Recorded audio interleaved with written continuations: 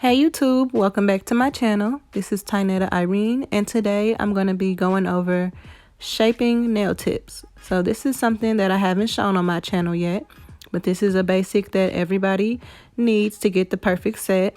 Shaping the tips is very important. You want to make sure you get your tips as close to the finished product as possible, so that once you're done applying the acrylic, it's not going to take a lot of extra filing. So as you can see, I'm just applying the nail tips.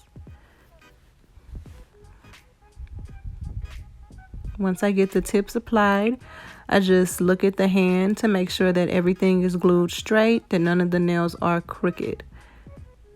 Once I'm good with that, I'm going to go ahead and trim all the nails down to the desired length of the client. This is a practice hand that I got from Red Iguana. You can find her under Red Iguana on Instagram, and she does have a YouTube channel as well. And this hand is very helpful, so if you're still in the beginning stages of practicing, I recommend getting one of these hands. It's very flexible. It is a little bit expensive, but it's a good investment. So yeah, as you can see, I went ahead and trimmed the nails down. Now with the pinky nail, this is going to be a stiletto nail. So I just clip both sides off. Simple as that.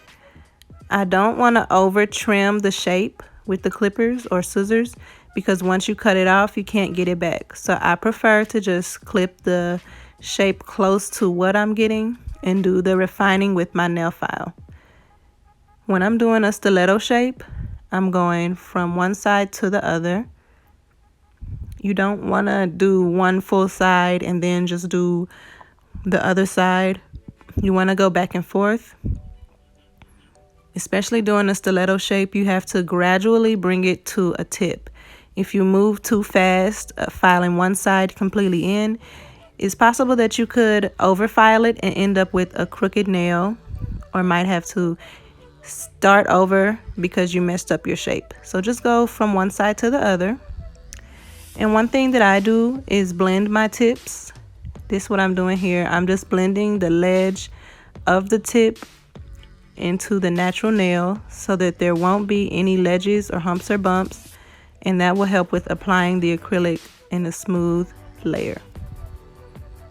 So as you can see, we got the stiletto nail as close to possible as we need it, as close to finish as possible, sorry. So next we are moving on to tapered square. So for me, any square, tapered square, or coffin, I usually start with the tip of the nail, just making sure that that is straight. Once the tip is nice and straight, I will go ahead and move on to the left side. And once the left side is the way I like it, then I'll go ahead and even out the right side. So here I'm just adjusting the client's finger. You always want to make sure you check from all angles. It might look straight from face on, but if you look at it from a different angle, it could be a little crooked. So it's good to rotate the finger and make sure that it's straight from all angles. And like I said, once I'm done with the tip of the nail, I'm going to move to the left side.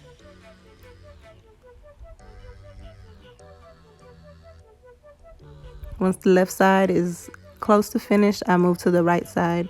So right here, this is probably, I would call this a rough draft. Once I got my rough draft finished, I'll take a step back, look at the nail, and go back into any areas that need to be further refined. You also want to make sure that you file underneath the nail tip so that there's not any extra filings or anything left under there. It's always important to keep it as clean as possible so that your clients can enjoy their nails. And excuse me here, I went out of focus a little bit, but I'm just filing the sidewall.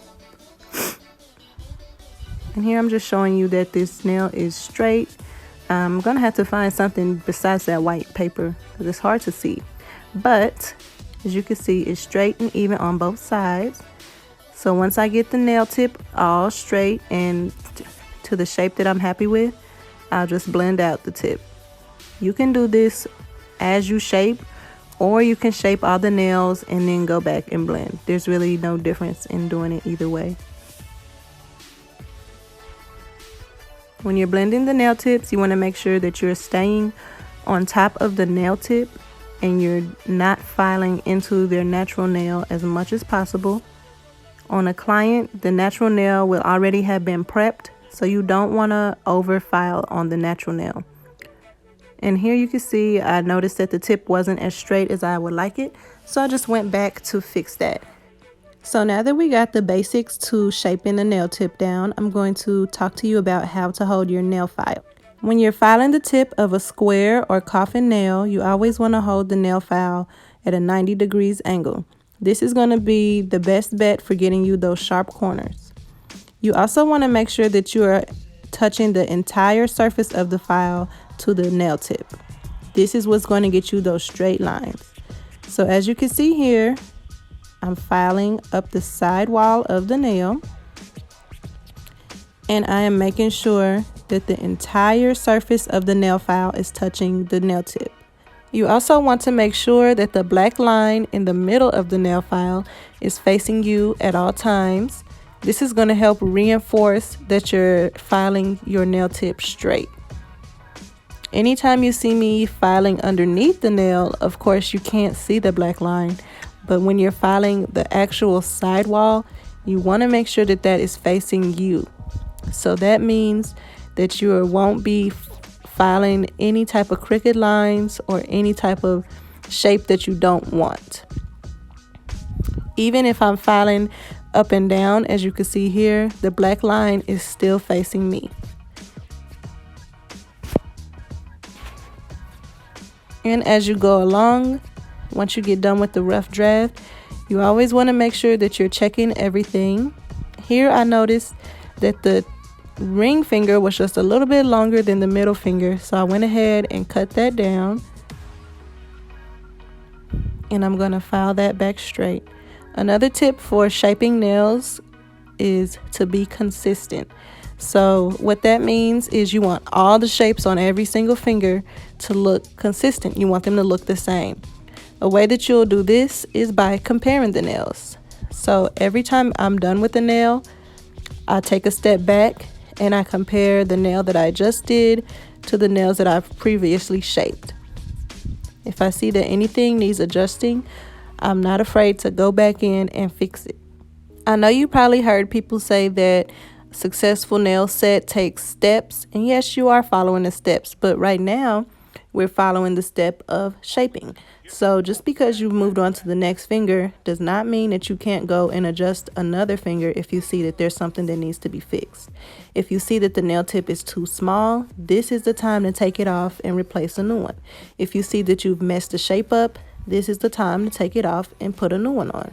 It might take a couple extra minutes, but in the long run, it's going to get you and your client the best set possible. It's going to fix longevity.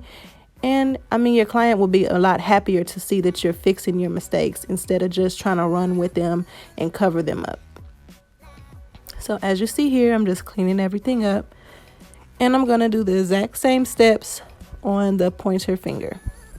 I know this looks like it takes a lot of time, but I ran this video in real speed so you could see how long it really takes me. I would say prepping and shaping the nails initially is what takes me the longest during a nail set. But this to me is one of the most important steps. Your foundation is the most important thing. Designs are second. If you have a solid foundation, you really don't need designs. So as you can see, I am getting this nail straight and in order. Making sure I'm holding my file straight and parallel to the nail. You don't want any gaps when you're filing. You want the entire surface of the nail to be touching the file. Constantly checking to make sure every angle is where I need it.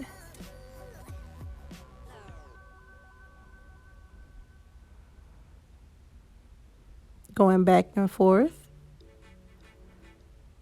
And over time, you get used to doing this. Over time, you might not need to check it as much. You might not need to go back as much. But your clients understand if you're just starting and what you're trying to do. People do not care about the time. They want their nails to look nice. So we get so used to the typical hour nail salon set, but in reality, it takes me about an hour and a half for a plain full set with one color. Designs and all that stuff could take me up to 2 hours. So, don't worry about the timing. Worry about doing what you're doing and doing it to the best of your ability. So here is the finished product. As you can see, it's not perfect, but like I said, as close to perfect as possible. Everything will be refined after the acrylic. If you want to see the design that we did with these nails, please go ahead and check my channel for part 2 of this set. Thanks for watching.